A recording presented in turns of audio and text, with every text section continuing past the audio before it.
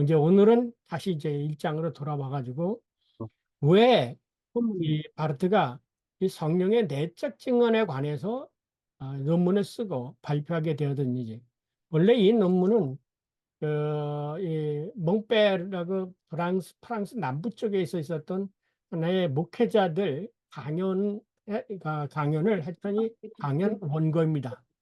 그래서 이 강연 원고이기 때문에 논증적으로 쓰지는 않고 그냥 에, 그러니까 이렇게 뭐라 설교식으로 이렇게 쓴 겁니다. 그래서 그냥 설교인데 이걸 제가 조금 하면서 해설을 이렇게 이해하기 쉽게 풀어서 여러분에게 전달하는 것입니다. 자, 오늘은 이 성령의 내적 증언이라는 이 주제가 어느 때부터 시작이 되어졌느냐.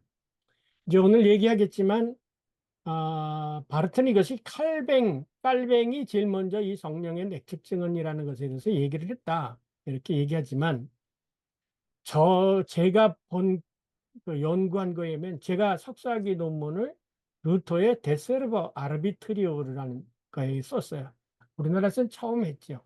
그리고 한창 후에 장로교 신학대학에 있는 그 교수님이 그 에라스무스와 이 바르트의 아니 루터의 이 노예의 속박된 의지론을 가지고 박사학위 논문을 쓰셨습니다. 그래서 왜 이 주제가 나오게 됐냐면 여러분이 지난번에 루터 신학을 할 때 루터 신학의 가장 핵심점이 소위 레귤라 피데라는 게 있었잖아요. 그게 뭐냐?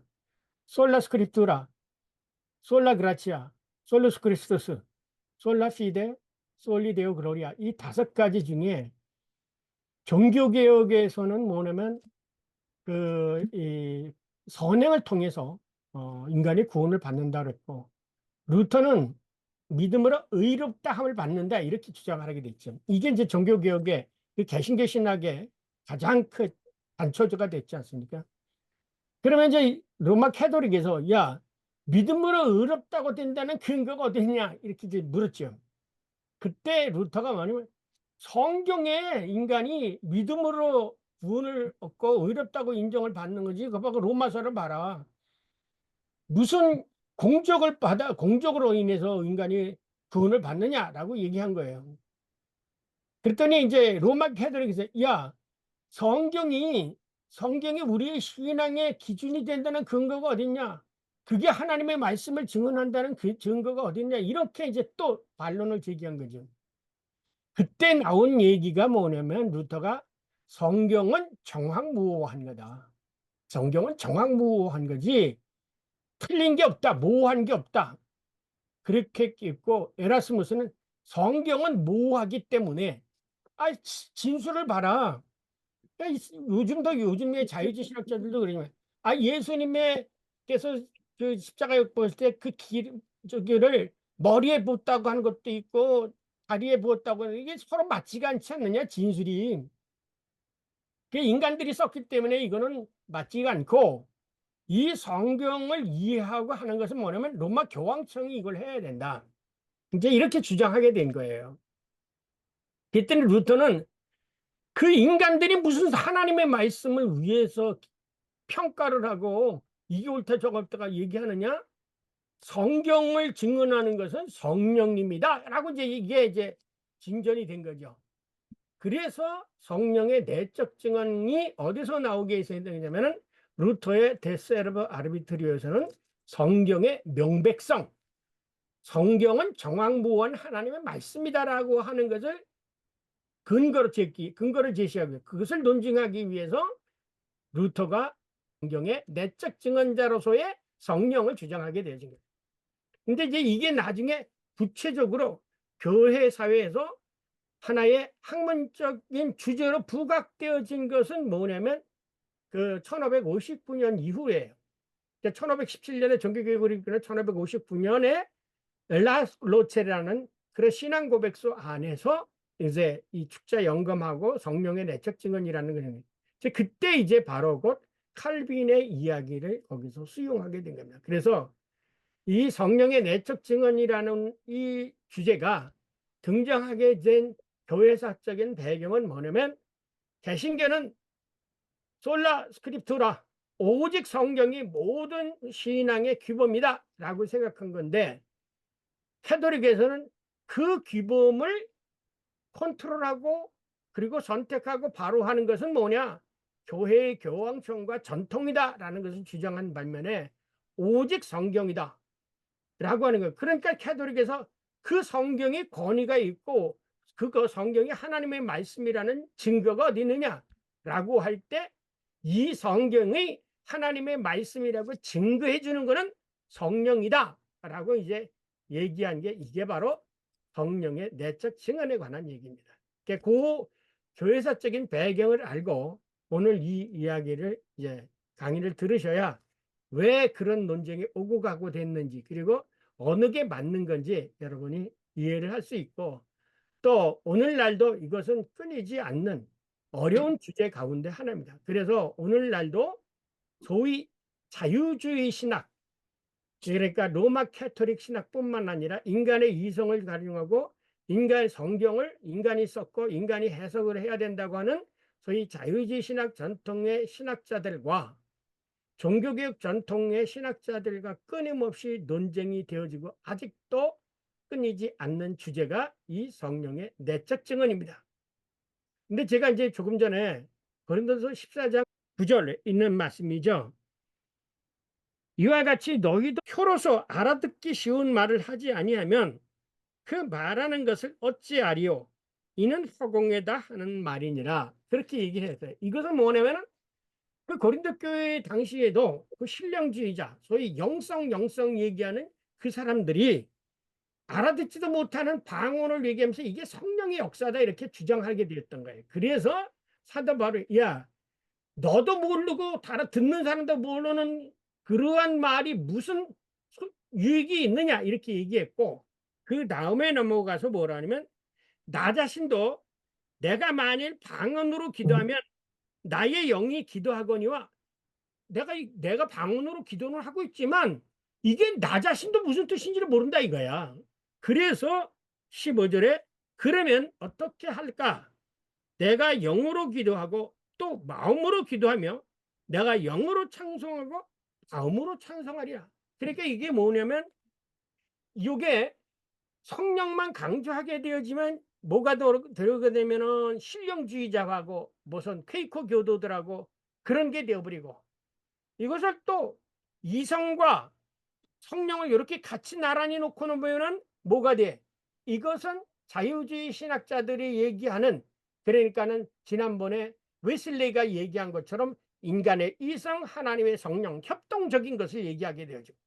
또 하나님의 성령을 빼놓고 인간의 이성만 얘기하면 이거는 완전히 자유주의 신학으로 빠지는, 그래서 이렇게 이 성령의 내적 증언이라는 것이 정말 지난번에 얘기했지만 예리한 칼날 위와 같이 되기 때문에 스트라우스라고 하는 사람은 뭐라냐면 이 성령의 내적 증언의 결의는 아킬레스적 결이다 그래. 아킬레스 아시죠?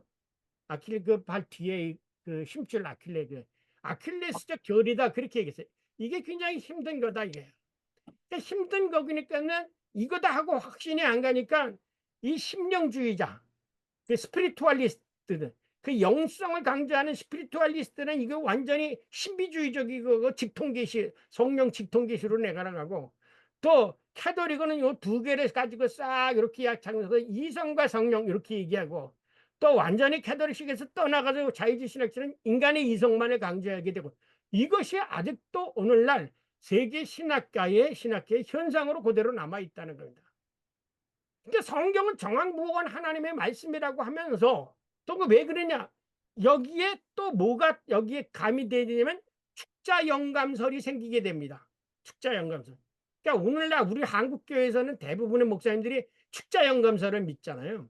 성경은 1.1획도 변함이 없다, 요타 하나도 변함이 없다, 다 불러준 대로 딕테이션 한 거다 이렇게 얘기하는 겁니다.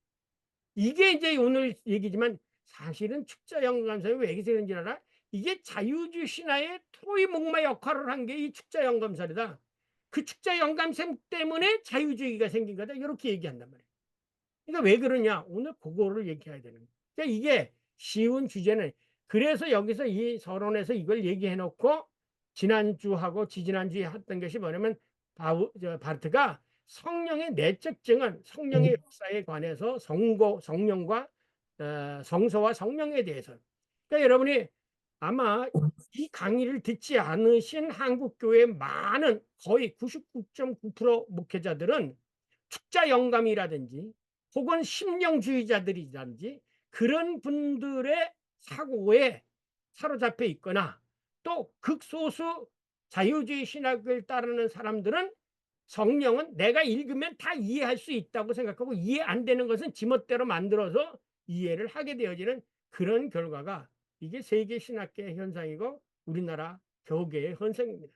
그러니까 오늘 이것을 정확하게 알으시고 깨달아서 성령의 내적 증언이라는 게 뭐냐, 그리고 왜 오늘날 이 문제가 오늘날 한국계에서 되어지는 이 아까 얘기했던 방언 같은 문제, 이런 것들도 그것이 성령의 역사냐, 이것도 여러분이 아셔야 될 것 같습니다. 원고가 짧기 때문에 제가 서서 읽어가면서 하고, 그 다음에 시간이 남으면 데스헤르바르트 루터의 속박된 의지론에서 그 성령의 명백성 그리고 성령의 내적 증언에 대해서 루터가 어떻게 얘기했느냐, 그것까지 제가 빨리 강의를 하겠습니다. 바르티에면 성령의 내적 증언에 관한 교리는 개혁교회가 한편으로는 로마 교회로부터, 그리고 다른 한편으로는 이단 종파로부터 개혁교의 특징이 뭐냐라고 하는 그것을 구별짓기 위해서 내세웠던 교리가 바로 이 성령의 내적 증언에 대한 교리입니다. 그래서 일찍이 스트라우스는 이 교리를 개신교 신학의 아킬레스적인 교리라고 표현하였습니다. 그러나 성령의 내적 증언에 관한 교리는 오직 성경만을 강조하는 종교개혁 신앙 교리에 관한 문제가 제기되었을 때 종교개혁자들이 성경의 권위의 근거로 제시한 것이 바로 이 성령의 내적 증언이라는 겁니다. 성령이 문제가, 성령이다, 오직 성령이다 그러니까 그 성령에 대해서 권위를 부정하니까 이 성령을 가지고, 이 성경을 가지고 얘기하시는 분은 성령이다 이렇게 이제 해서 성경에 권위를 부여한 거죠. 바꿔 말하면 종교개혁자들이 믿음으로 의롭다 인정하는 그 칭의론의 근거가 성경에 있음을 주장하게 되었죠. 그 이유를 제시한 것이 바로 성령의 내적 증언입니다. 왜냐하면 로마 교회는 성경 해석의 권위를, 심령주의자 혹은 영지주의자들은 이러한 믿음의 권위를 성령 영감에서 발견하였습니다. 그런데 이러한 주장들은 사실상 이성이나 도덕적 양심 혹은 어떤 종교적 경험과 다소 혼동된다고 바르트는 말합니다. 그러나 개혁교회는 특히 라 로첼레 라 로첼레 신앙 고백서에서는 신앙의 문제에 있어서 권위는 오직 유일한 성경에 있다라고 주장하였다. 더 자세히 말하면 개혁교회는 신앙의 내용적 혹은 실질적인 원리, 곧 인간은 오직 믿음으로 구원을 받는다는 것은 신앙의 형식적 원리인 오직 성경으로라는 교리 이외에 또 어떤 원리와도 결합되지 않는다라고 주장하였다. 여러분, 종교개혁에 있어서, 종교개혁 신학에 있어서 가장 중요한 게 뭐냐면 형식적 원리와 실질적 원리라는 두 신학적 용어, 이건 테르미누스 테크니쿠스예요. 그러니까 종교개혁 신학을 할 때 늘 형식적 원리와 그 실질적 원리, 형식적 원리라는 것은 뭐냐면 성경이 모든 신앙의 규범이다 라고 하는 거죠. 이게 형식적 경영. 그 다음에 실질적 원리는 뭐냐면 솔라 피데, 오직 이 모든 성경의 규범들을 믿음으로 받아들여야 된다라는 이 두 가지가 종교개혁 신학의 하나는 형식적 원리, 하나는 실질적 원리로 주장이 되어져 왔던 겁니다.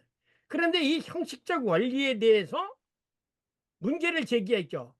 사실은 믿음으로 의롭게 되는 실질적인 원리에 대해서 문제를 제기하니까 실질적인 원리의 근거를 형식적 원리에 성경에 두고 있으니까, 그러면 성경이 왜 하나님의 말씀이냐라고 또 문제를 제기하게 된 거예요.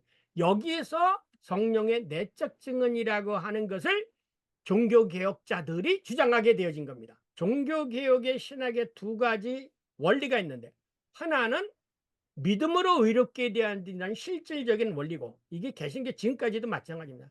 그런 다음에 가장 또 하나의 형식적 원리는 성경만이 우리 모든 신앙의 규범이다 라고 한 것이에요. 그래서 성경과 믿음, 이게 개신교 신학의 가장 핵심적인 얘기죠. 그러면 이 성경이 또 누구를 증언하? 예수 그리스도를 증언한다. 그래서 가장 중요한 게 성경, 예수 그리스도, 그다음 믿음이었었죠. 그것에 대해서 로마 카톨릭 교회가 문제를 제기한 거예요. 무슨 문제가? 믿음부터 얘기를 했죠. 왜? 자기네들은 공적으로 구원을 얻는다고 그랬잖아요. 그런데 이 개신교는 우리는 믿음으로 의롭다 받는, 그럼 믿음으로 의롭다 받는 것의 근거가 뭐냐? 성경이다 그랬죠. 그때 성경에 또 문제를 제기해. 성경이 무슨 권위가 있는데, 이렇게 나와서 그 성경을 옹호하게, 성경의 명백성을 옹호하기 위해서 성령의 내적 증언이라는 것이 나오게 되어졌다. 이것을 이제 충분히 알고 그 다음을 읽어주시기 바랍니다. 그렇지만 오직 성경으로라는 말이 인간이 원하는 모든 것을 성경에서 발견할 수 있다는 뜻은 아니라고 유보한다. 바르트는 사람들은 성경에서 실제로 가장 모순된 가르침을 발견하지 않았는가라고 부연한다. 따라서 성경을 개인적인 인식과 지식에 따라서 해석하도록 허락하는 것은 성경의 증언을 오용하도록 문을 열어주는 것과 같다라고 바르트는 말한다. 따라서 성경을 개인의 자의적 해석에 맡겨두는 것을 더없이 위험한 일이 아닐 수 없다는 것이다. 그렇다고 성경 해석을 로마 교회처럼 교회의 교리 관청에 위임하는 것도 문제가 있음을 바르트는 지적한다. 바로 이러한 성경 해석의 문제점을 개혁자들은 분명히 보았기 때문에 성경의 내적 증언자로서 성령에 대한 교리를 정립하게 된 것이라고 바르트는 말한다. 그러나 이것은 필요에 의한 것이 아니라 성경 자체가 증언하고 있는 것이라고 그는 분명히 말한다. 바르트에 따르면 성령의 내적 증언의 문제에 있어서 가장 먼저 자세히 언급한 사람은 아마도 칼뱅일 것이라고 판단한다.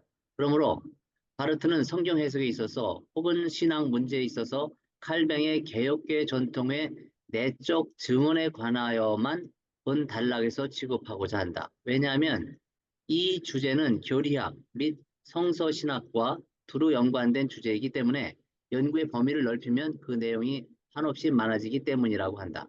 그러나 성령의 내적 증언은 바로 성경의 권위와 관련된 것이라고 바르트는 못 박는다. 그래서 논의에 앞서 바르트는 성경이 하나님의 말씀이라는 것을 우리는 어디에서 알 수 있는가라고 묻는다. 그는 연이어 계속해서 묻는다. 성경이 다른 책들과 다른 무슨 특징을 갖는지 누가 우리에게 설명해 주는가? 성경이 언제 기록되었는가? 구약 성경은 예수님께서 태어나시기 한참 이전에 기록이 완성되지 않았는가?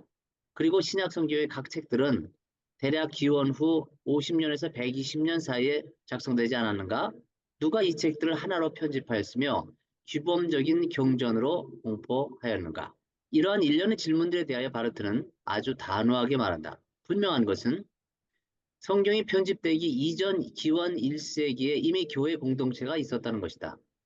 그래서 로마 교회는 우리에게 승리의 어조로 교회가 먼저 있었다. 그리고 그 교회는 성경을 만들어내었으며 그리고 교회는 이 성경에 그들이 전승받은 것의 아주 일부분만을 남겨놓았다라고 말한다. 이러한 로마 교회의 주장에 대하여 바르트는 반론을 제기한다. 그러나 모든 전승을 우리는 오직 사도 전승의 맥락에서 생생하게 재발견할 수 있다라고 그는 말한다. 따라서 그리스도의 몸이자 성령의 기관인 교회의 구두 전승이 없었다면 성경은 우리에게 죽은 책이다. 그러므로 성경이 하나님의 말씀이라는 것을 우리에게 보증하는 권위는 교회이다. 라는 말은 반론의 여지가 없도록 명백히 변증 및 설명되어야 한다라고 바르트는 말한다. 자칫 잘못하면 오해가 생길 수가 있는데 뭐냐면 로마 교회는 뭐라고 얘기하냐면 성경을 정경으로 규정한 거는 교회다 이렇게 주장해요. 그러니까 성경 위에 교회가 있다는 거죠. 근데 바르트는 교회가 생긴 1세기에는 생긴 거는 당연하지만 그 이전에는 뭐가 아니면은 성경이 기록되기 전에 뭐가 있었냐? 사도들의 전승이 있었다 이거죠. 사도들의 전승. 그러니까 사도들의 전승은 뭐냐?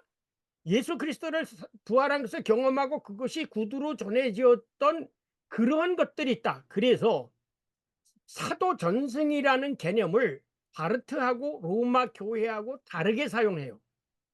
제가 늘 강조하지만 바르트는 사도 전승을 부활한 들을 목격한 사람들의 입에서 입으로 전해되어졌던 그 구두 전승, 그것을 사도 전승이라고 보는 거죠. 그래서 오늘날도 그 사도 전승은 목회자들의 설교를 통해서 이어가고 있다, 이렇게 사도 전승을 해석하고, 로마 캐토릭은 교회가 성경을 규정하고 경전으로 만들었으니까 교회가 사도 전승을 가지고 있다, 이렇게 주장을 하게 되는 거예요. 그래서 로마 캐토릭의 성 바오로 메세 혹은 베드로 메세, 이것을 사도 정신, 소위 아포스톨 석세션이라고 주장하는 반면에, 바르트는 먼저 받은 것을 나에게 주고 이는 이랬던 사도들이 혹은 말씀을 전하는 것, 이것 말씀을 전하는 것이 사도 전승이다, 이렇게 강조한 거예요. 요게 사도 전승이라는 말을 로마 캐토릭하고 개신교, 특히 바르트가 다르게 쓰고 있다고 하는 것을 여러분은 아셔야 됩니다. 우선 그토록 1세기의 교회가 명실공히 명백한 권위를 가지고 있었다면 왜 교회 위에 규범적인 성경을 확정하고자 하였는가? 라고 바르트는 묻는다. 교회 공동체는 단지 어느 것이 규범적인 성경으로서 곧 공식적인 정경으로 가치가 있는지를 선택하는 데에만 권위를 가지고 있었다는 것이다. 그러므로 교회는 사도 시대의 우월성을 부여하였지만 그러나 단 한 번의 그리고 독특한 권위 가운데 하나만을 부여하였다. 왜냐하면 교회는 자신들이 사도들과 예언자들의 반석 위에 있다는 것을 의식하였기 때문이다. 따라서 바르트는 연대기적으로만 교회는 신약 성경의 정경보다 앞섰다라고 말한다. 그러나 시간상의 순서와 현실적 및 본질적인 순서와는 별개라고 바르트는 말한다. 즉 권위를 부여하고 전승하는 것과 권위를 인정하는 것은 별개라는 것이다. 그러므로 개혁교회는 성령의 역사를 통해 성경에 기록된 것을 하나님의 말씀으로 인식해 왔다라고 바르트는 말한다.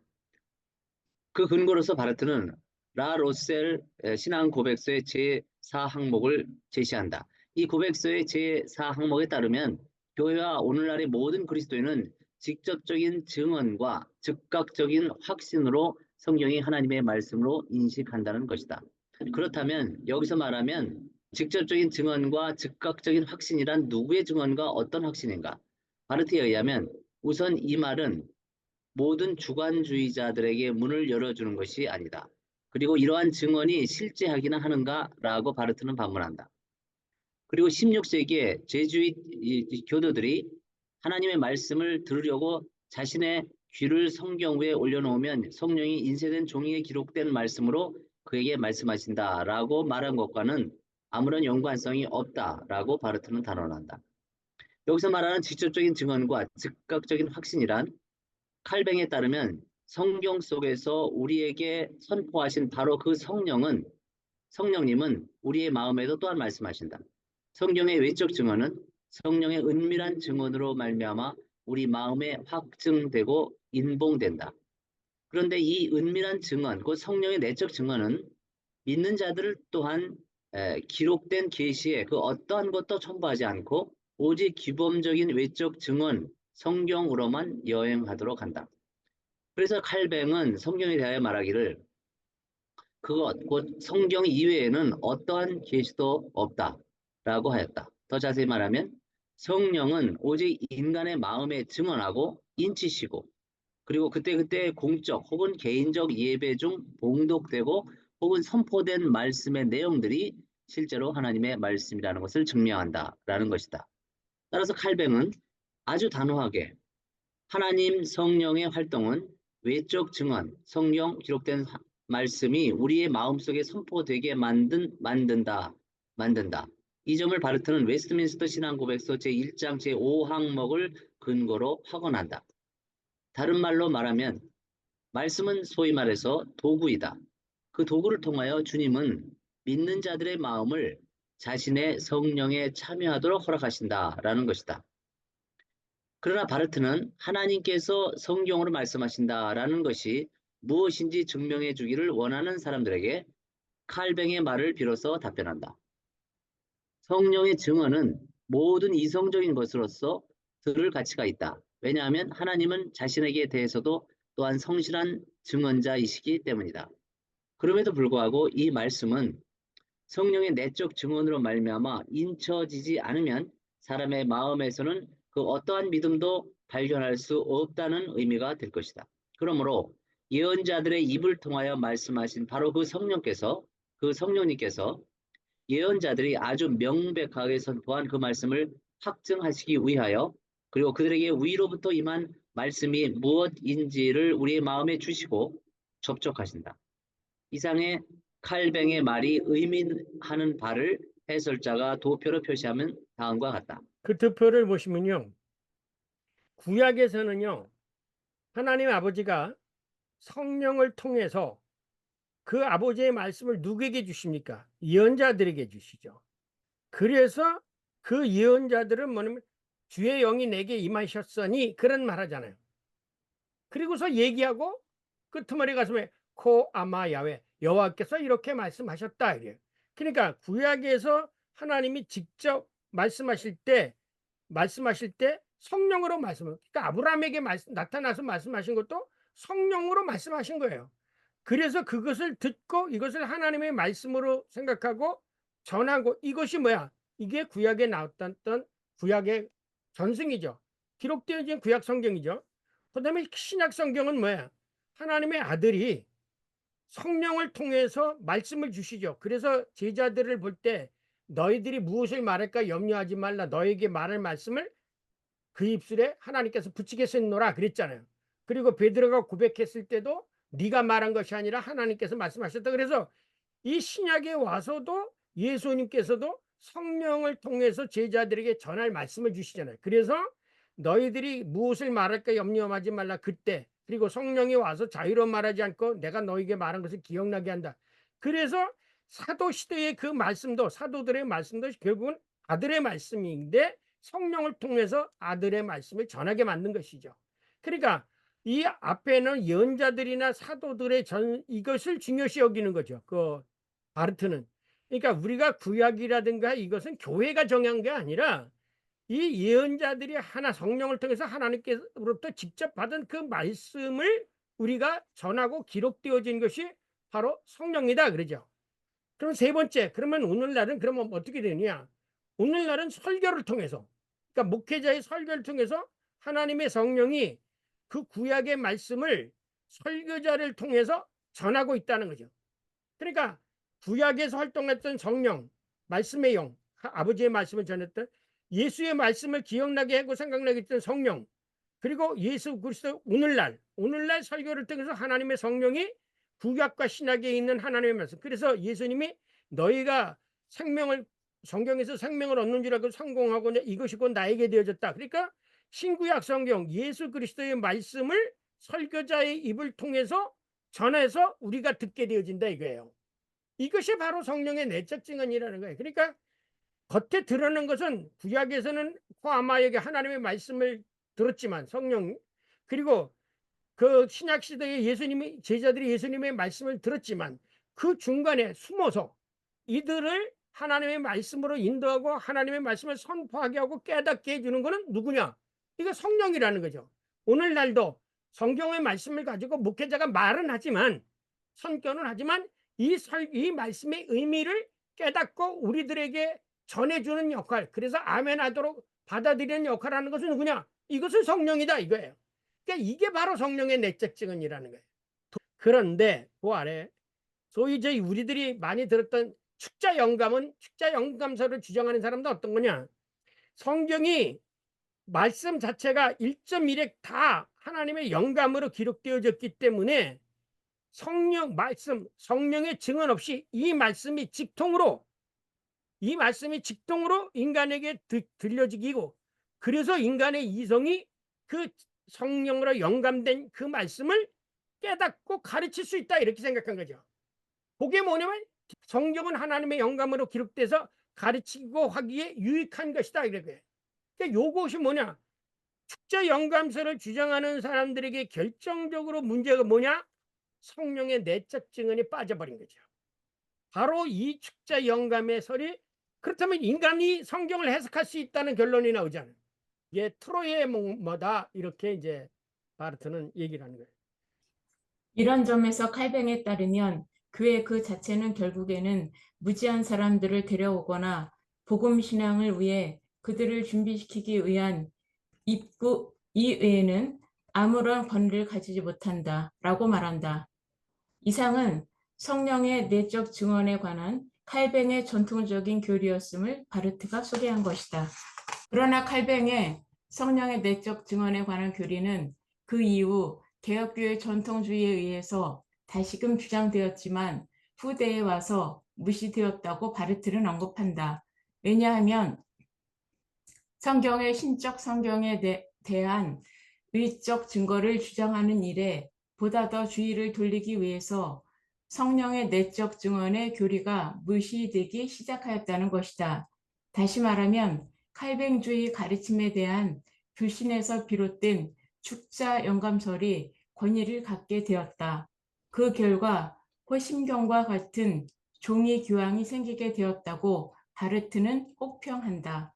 소위 성경의 축자 영감을 주장함으로써 성령의 내적 증언의 교리는 뒷전으로 내몰렸다. 그리고 19세기에 들어서면서 성령의 내적 증언의 교리에 대한 반론이 언급되었을 때 성령의 내적 증언은 다소 종교적 경험과 동일시되었다. 그 당시 종교 경험자들은 자신들의 정황은 감정의 삶과 인간의 종교적 능력에 있다고 생각하고 종교적 능력으로 성경의 증언에 대하여 판단할 수 있다고 주장하였다. 이 사람이 누구냐면 말은 여기서는 언급하지 않았지만 이게 바로 프리드릭 슐라이르마하예요. 그러니까 슐라이르마하는 이 성령이 내 안에 그냥 직접적으로 말씀을 주신다고 그렇게 생각했어요. 왜? 성경의 말씀에 이 축자가 되었기 때문에 그 성경의 말씀이 나에게 그냥 그래서 슐라이르마를 왜 낭만주의라고 얘기하면은 하나님의 말씀과 내가 어디서 만나냐면 감정에서 만나는 거예요. 그것이 바로 낭만주의예요. 그게 낭만주의라는 거예요. 이 내 마음에서 하나님과 내가 만난다는 거죠. 감정 속에서 그 정황, 그 감정의 삶, 그 감정의 삶 속에서 종교적인 체험을 할 수 있다는 거죠. 그래서 믿음도 뭐라고 얘기했냐? 믿음은 뭐라고? 절대 의존의 감정이다 그렇게 했죠. 슐라르마하가. 하나님을 의지하는 그 감정, 그게 신앙이지 뭐냐? 이렇게 생각한 거예요. 뭐 말씀을 믿고 받아들이는 게 신앙이 아니라 하나님에게 모든 것을 맡기고 의지하는 거, 이게 신앙이다 이렇게 얘기하는 거죠. 그것이 어디서 오느냐? 내 마음속에서 만난다는 거예요. 이 하나님의 객관적인 역사를 인간의 감정으로 소외시켜 버린 거죠. 그러면 인간의 감정이, 그러니까 어떤 경우는 직접 계시라고 받을 수, 내가 벼랑 안에 마음이 뜨거워졌고 이게 하나님의 성령의 역사다 이렇게까지 되니까 이거는 하나님의 독자성, 하나님의 절대적 그 성령의 역사를 인간의 감정으로 소외시켜 버린 거다라고 아주 비판을 하게 된 겁니다. 이외에도 성령의 내적 증언의 교리는 심각한 방법론적 오류에 이르게 되었다. 그러나 깔뱅에 따르면 성경의 내적 증언은 두 가지 기능을 가지고 있다. 그것은 한편으로는 믿는 자들로 하여금 성경의 권위를 인식하도록 하는 것이고, 성경의 권위가 있다. 다른 한편에는 자신의 개인적인 구원의 확실성을 인정하도록 하는 것이 이 성령의 내적 증언의 두 가지 역할이다. 그러나 이 두 가지 기능은 서로 결합되어 있다고 말한다. 그런데 바르트에 따르면 그 사람들은 이 성경의 권위에 대한 문제를 가끔씩 형식적이고 추상적인 것처럼 생각을 해왔어요. 성경에 권위가 있다고 하는 것에 대해서 그 성경이 무슨 권위냐라고 추상적으로 생각하기 시작했죠. 마치 사람들은 하나의 추상적인 말의 권위가 그것이 바로 곧 그 내용이 텅 비는 하나님의 말씀의 권위인 것처럼 그렇게 생각하였다는 것입니다. 이에 대하여 바르트는 다음과 같이 경고를 합니다. 종교개혁자들이 형식적 원리와 실질적인 원리를 구별한 것이 어떤 경우에도 오늘날 요거 중요한 겁니다. 정언적 명령, 정언적 명령이라는 카테고리스 임퍼라티브라는 말하죠. 이게 누가 칸트가 얘기했잖아요. 칸트의 그 실천 이성 비판에서 소위 카테고리스 임퍼라티브라는 말을 합니다. 정언적 명령이다. 그래서 이 사람들은 어떻게 주냐면 축자 영감에 근거로 해서 성경은 모두가 하나님의 영감으로 기록된 것이기 때문에 뭐 인간이 해석이고 뭐가 없다. 이 성경 자체가 다 칸트와 같은 정언적 명령이다 라고 해서 그냥 성경의 말씀을 가르치고 이렇게 해왔다는 거예요. 이것이 바로 곧 뭐냐면 바르트가 해석하기로는 이것이 오히려 곧 성령의 역사를 인간들이 배제해버리고 인간들이 직접적으로 하나님의 말씀을 해석할 수 있는 것처럼 잘못 인도하게 되어졌다 이렇게 말합니다. 그게 아니라는 거죠. 바르트는 칼뱅에 있어서 이 두 가지 원리는 서로 결합되어 있음을 확언한다. 즉 성령의 내적 증언은 그 어떤 증명을 요구하지 않는 하나의 확신이다. 나는 거기서 모든 믿는 자가 그 자신 안에서 경험하는 것 이외에 아무것도 말하지 않겠다 이렇게 말합니다. 그러므로 바르트는 아주 단호하게 신약 성경의 그 어느 곳에도 성령의 내적 증언에 관한 추상적인 언설은 없다. 성경은 구체적이고 실질적인 것이지 무슨 도덕적이고 무슨 철학적이고 그런 건 없다는 거예요. 왜? 성경은 생생한 증언이다. 역사 속에서 살아계셨던 사건에 대한 증언이기 때문에 여기에다가 무슨 의미를 부여하거나 해석을 붙여가지고 추상적인 명령인 것처럼 하나님의 윤리적인 가르침인 것처럼 이렇게 해석하는 것은 칸트의 정언적 명령으로 성경을 추락시켜버리는 거다. 이렇게 바르트는 말합니다. 성령은 바로 항상 그 어떤 방법으로든지 성령은 다른 일을 하지 않는다. 예수 그리스도를 증언하는 것이 성령이다. 어떤 인간의 이념이라든지 이런 것을 성경 속에서 찾으려고 한다면 그것은 바로 곧 성경을 추상적으로 해석하는 것이다 라는 거예요. 그래서 현대에 와서 뭐 성경이 뭐 타자를 위한 말씀이라든지 혹은 성경은 뭐 인간이 이렇게 뭐 심리학적으로 무슨 철학적으로 해석하는 것을 벌써 이때 바르트는 거부해 보는 거예요. 성경은 구체적이고 실질적이고 현실적인 것을 증언하는데 그게 뭐냐? 예수 그리스도에 관한 증언이라는 거예요. 예수가 말씀하시지 않냐? 성경을 너희가 상고하거니와 성경이 바로 나에게 대한 증언이야. 그러면 성경을 통해서 뭐라냐? 우리가 죽음에서 다시 살아나는 생명, 부활 이런 것이지 무슨 우리가 어떻게 웰빙을 할 수 있겠느냐 이런 거 무슨 리더십이 어떻고 요즘 뭐 성경의 리더십 뭐 이런 식으로 또 이게 성경이 리더십 가르치려고 성경 쓴 거 아니에요. 그러니까 오늘날도 이 성경을 아주 다양하게 얘기한다는 것처럼 새로운 유행어. 성경은 절대 유행어적으로 해석될 것이 아닙니다. 성경이 증언하는 것은 구체적으로 예수 그리스도고 그 예수 그리스도 통해서 우리가 어떻게 다시 살고 이 어려운 상황 속에서 어떻게 하나님의 도움으로 그것을 극복할 수 있겠느냐. 애굽 사람들이 부르짖어서 그 애굽 종대에서 해방된 것처럼 이러한 실질적인 리얼리스틱한 것을 증언하는 것이지 추상적이고 다윗의 리더십 그다음에 성경의 인물들 성경의 인물들 뭐 보세요. 다 죄인이지 인물들이 그 무슨 인물들이에요 그게. 추상적이고 형이상학적인 것을 자꾸 성경에서 찾으려고 해요. 이게 잘못됐다는 거예요. 그거 하지 마세요. 성경은 그런 걸 증언하려고 해요. 인간학이라든가 무슨 뭐 사회학이라든가 이거를 증언하기 위해서 성경은 예수 그리스도의 십자가의 죽음과 부활 하나님의 역사를 증언하기 위한 거예요. 여러분의 설교는 거기에 머물러 있어야 됩니다.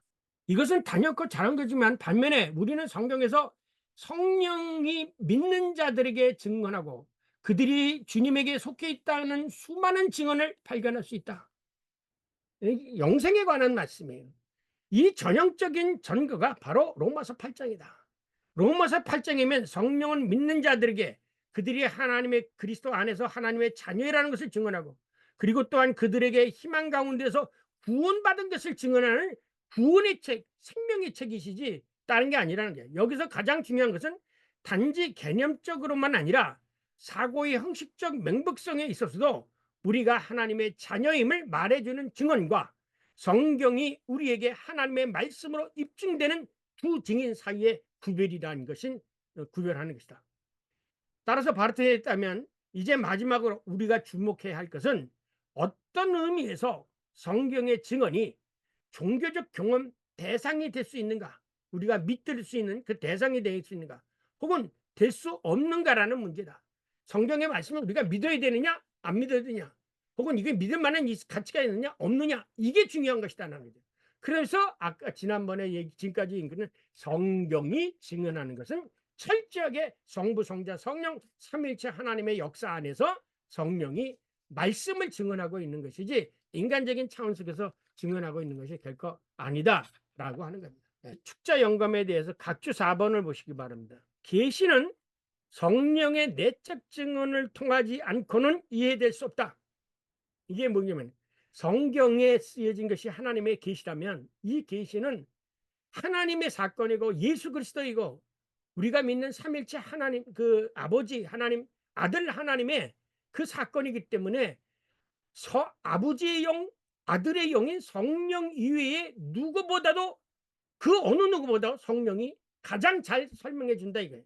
예를 들면 그렇지, 내 속에 내 있는 영에 누가 알려? 로마서에 있는 거, 고린도전서 이것처럼 하나님의 속사정을 가장 잘 알고 있는 사람이 누굽니까? 하나님의 의지를 뜻을 가장 잘 아는 사람이 누구예요? 성령이에요. 그러면 하나님의 역사를 향하신 역사를 가장 우리들에게 잘 설명해 줄 수 있는 분은 인간이 아니라 이것은 하나님이라는 거예요. 하나님의 영. 그렇다면 성경이 증언하는 하나님, 성경이 증언하는 예수 그리스도, 그것을 가장 잘 이해하려면 누가 필요해? 성령의 도움이 필요하죠. 그 성령의 도움이 바로 성령의 내적 증언이라는 거예요. 축자 영감의 추종자들은 항상 단혹스럽게 만들었어요. 더 자세히 말하면 이것은 축자 영감설의 추종자들은 늘 자신들의 자연신학을 인정하도록 강요하였다. 왜냐하면 그들의 눈에 성경은 자신들의 이성으로 인식할 수 있을 만큼 온전했으며 신적인 책으로 주어진 것이라고 보여졌다. 그러니까 축자 영감이라는 게 여러분이 더 그 성경적인 것 같이 생각하지만 여기에 의하면 축자 영감이 성령의 역할, 성령의 내적 증언을 추락시키고 빼버리는 결과를 가져왔다라는 게 바르트의 얘기예요. 그런데 나중에 바르트가 이제 자유주의 신학에 의해 가지고 이제 영감론을 자유주의 신학자들은 거부하잖아요. 바르트는 성경의 영감론을 주장합니다. 그런데 축자 영감은 주장하지 않아요. 성경 전체가 영감되었다고 주장하거든요. 그러다가 이제 논쟁이 되는 건 나보로 만약에 영감에 대해서 뭐라고 얘기해도 나는 마음에 차라리 축자 영감을 얘기하겠다 이렇게까지 얘기해요. 그러니까 그 후대에 와서 바르트가 이게 차라리 축자 영감을 얘기하겠다고 말하죠. 왜? 그 자유주의 신학자들이 성경을 하도 무시해버리고 인간의 기록이다 무슨 이렇게 하니까 나는 너희들이 나는 영감론이다. 영감론을 주장하는데 네 영감론이 뭐냐라고 얘기한다면 성경 전체가 영감이 되었다. 더 자세히 묻는다면 차라리 나는 축자 영감을 말하겠다. 이렇게까지 축자 영감에 대해서 바르트가 굉장히 중요시 여기는데 이 축자 영감에 대해서 결정적인 문제점이 뭐냐면 성령의 내적 증언을 배제해버렸다는 것이 이게 문제다. 요거를 이제 바르트가 증언하는 겁니다. 그 다음에 이제 루터로 넘어가겠습니다.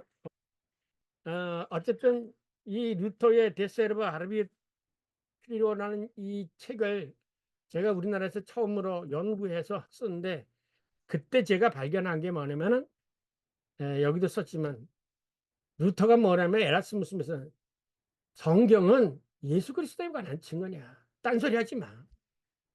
성경에서 예수 그리스도 빼놓으면 남는 거 아무것도 없어. 그런데 예수 그리스도가 역사 속에서 분명히 살았잖냐. 그러니까 성경은 명백한 하나님의 말씀이야. 이렇게 아주 간단하게 얘기해. 인간이 지어낸 얘기도 아니고 성경은 무슨 아까 추상적인 이런 것도 아니야. 그냥 되어진 그대로 사실성으로 증언한 거야. 근데 그 증언의 대상이 뭐냐? 실질적으로 살았던 예수 그리스도야. 응? 그래서 성경에서 예수 그리스도 빼놓으면 아무것도 없어. 그래서 루터가 솔루스 크리스토스라는 말을 강조하게 된 거예요. 구약은 예수 그리스도 오기까지의 증언, 신약은 오신 예수 그리스도의 증언, 이렇게 해가지고 예수 그리스도 안에서 신약과 구약이 다 하나가 통일이 된다. 그래서 성경의 가장 핵심적인 내용은 예수 그리스도다. 이게 이제 루터의 주장이에요. 재밌어요. 왜 재미있느냐?